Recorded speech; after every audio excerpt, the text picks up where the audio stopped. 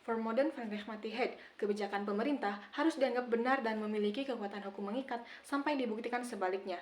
Assalamualaikum warahmatullahi wabarakatuh. Shalom, Om Swastiastu, Namo Buddhaya, Salam Kebajikan. Perkenalkan, saya Lia Solihati dari tim STKIP Pasundan Cimahi sebagai Standing Position Pro dengan tegas menyetujui mosi pada perdebatan kali ini, yakni Dewan ini percaya penerapan e-voting akan menciptakan pemilu yang sehat. Terlebih dahulu, saya perlu mengartikan apa itu e-voting dan apa itu pemilu yang sehat. Pemilu merupakan pemilihan yang dilakukan secara serentak oleh seluruh rakyat dalam suatu negara. Pemilu yang sehat berasal dari politik yang sehat, di mana politik menurut KBBI merupakan pengetahuan mengenai ketatanegaraan, baik itu sistem pemerintahan maupun dasar pemerintahan. Sedangkan sehat merupakan kata sifat yang artinya luas, namun kaitannya dengan politik, sehat dapat diartikan sebagai dijalankan dengan hati-hati atau baik-baik. Adapun mosi pada kali ini akan membahas mengenai e-voting, di mana e-voting itu sendiri merupakan pemilihan yang dilakukan secara online. Adapun urgensi yang melatar belakangi mengapa saya menyetujui mosi pada perdebatan kali ini. Yang pertama, kita dapat melihat kemajuan teknologi dari masa ke masa. Oleh karena itu, tidak ada salahnya jika pemerintah melakukan suatu terobosan baru dalam ranah kehidupan berbangsa dan bernegara. Ada banyak keuntungan yang akan didapatkan jika sistem e-voting ini dilaksanakan pada pemilu 2024 mendatang. Yang pertama, kita dapat mengefisiensikan anggaran, mengingat kita tidak memerlukan KPPS maupun PPS, juga surat suara. Begitupun biaya untuk logistik dapat diminimalisasi, sehingga pemerintah dapat meningkatkan anggaran tersebut untuk kesejahteraan rakyat. Yang kedua, kita dapat meningkatkan partisipasi pemilih. Seperti yang kita ketahui, banyak orang-orang dari kampung yang merantau ke kota-kota besar di Indonesia. Oleh karena itu, e-voting ini hadir untuk mempermudah mereka untuk tetap melaksanakan hak pilihnya. Yang ketiga ada transparansi hasil, di mana pemilih dan yang dipilih akan mendapatkan hasil perhitungan suara. Dan yang terakhir, dapat mengakomodir keinginan untuk kecepatan dan juga ketepatan dalam perhitungan suara. Kemudian Ketua KPU Arief Budiman menyebutkan bahwa sistem e-voting ini akan diterapkan di 5 provinsi di Indonesia yang telah melalui survei dan memiliki infrastruktur kemudian jaringan internet yang memadai. Mereka adalah DKI Jakarta, Jawa Barat, Jawa Tengah, Jawa Timur, dan Bali. KPU juga telah melakukan uji coba di beberapa daerah pada tahun 2022 dan hasilnya pun positif. Kemudian untuk mengurangi risiko kecurangan pemilihan, pemilih dapat menggunakan iktp sebagai verifikasi identitas mereka. Adapun data dan fakta dari International Institute for Democracy dan juga Electoral Assistant menyebutkan bahwa sistem e-voting ini telah diterapkan di 34 negara di dunia. Kemudian, negara yang menjadi rujukan Republik Indonesia dalam menjalankan sistem e-voting ini, yang pertama ada Estonia, di mana Estonia ini menjadi negara terdepan di dunia karena berhasil mengadopsi sistem pemilihan dengan cara digital. Yang kedua ada India yang dikatakan berhasil menggunakan electronic voting machine dalam pemilihan nasional mereka. Kemudian selain dari manfaat yang saya sebutkan tadi di atas, tujuan dari penerapan sistem e-voting ini juga untuk menyongsong keberlangsungan SDGs 2030 mendatang, yang mana Indonesia lebih memfokuskan pada kesejahteraan rakyatnya, di mana Indonesia hadir tanpa kemiskinan, tanpa kelaparan, kehidupan yang sehat, dan juga pendidikan yang berkualitas. Hal terlebih dahulu yang paling mendasar yang harus ditangani adalah hutang negara beserta bunga-bunganya.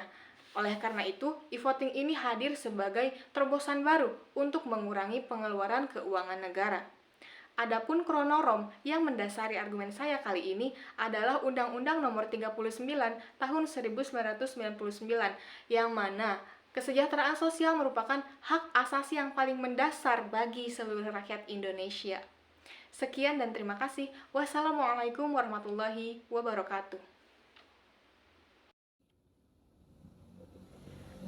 Assalamualaikum warahmatullahi wabarakatuh. Om Swastiastu, Namo Buddhaya, Salam Kebajikan, Shalom.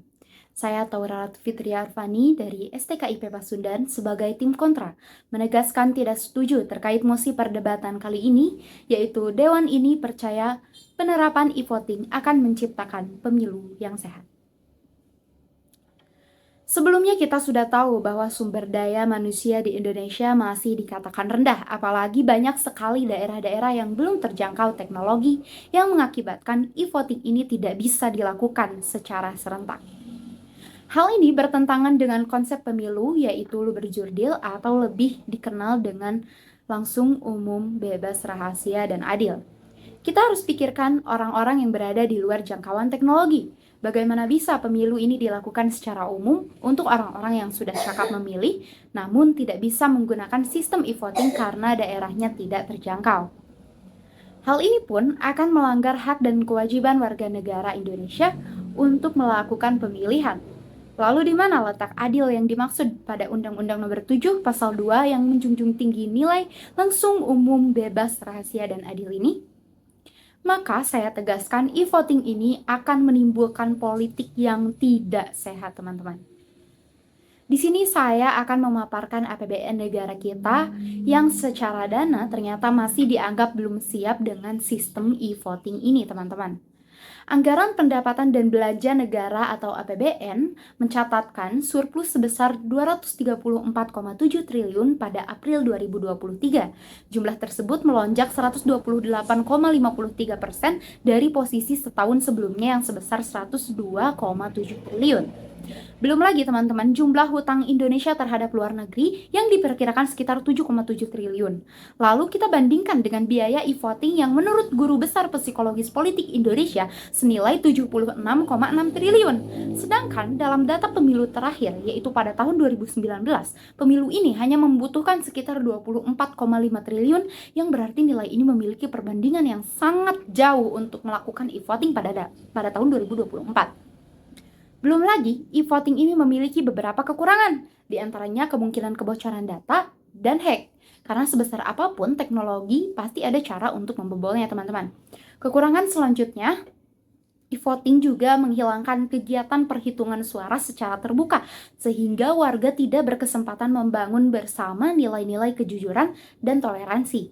Bahkan e-voting bisa disebut menimbulkan konflik karena tanpa diketahui proses perhitungan suaranya. Jadi tiba-tiba partai atau calon yang diperkirakan menang ternyata kalah. Hal ini bertentangan dengan nilai norma yang sudah kita jaga selama berpuluh-puluh tahun, teman-teman. Dimana dengan adanya suatu pertemuan akan mempererat dan menciptakan kebersamaan, interaksi antar warga, dan toleransi yang ada. Selanjutnya, kurangnya transparansi nilai yang dilakukan akan menimbulkan konflik dan berkurangnya kepercayaan publik dan masyarakat terhadap pemerintahan. Maka dari itu, melihat dari poin-poin yang sudah saya jelaskan di atas, sudah sangat jelas bahwa e-voting ini tidak akan menjadikan politik yang sehat, teman-teman. Maka saya tegaskan sekali lagi, saya Tauraratu Fitria Arfani sebagai tim kontra terkait mosi perdebatan kali ini sangat tidak menyetujui e-voting dilakukan tahun 2024. Terima kasih. Wassalamualaikum warahmatullahi wabarakatuh.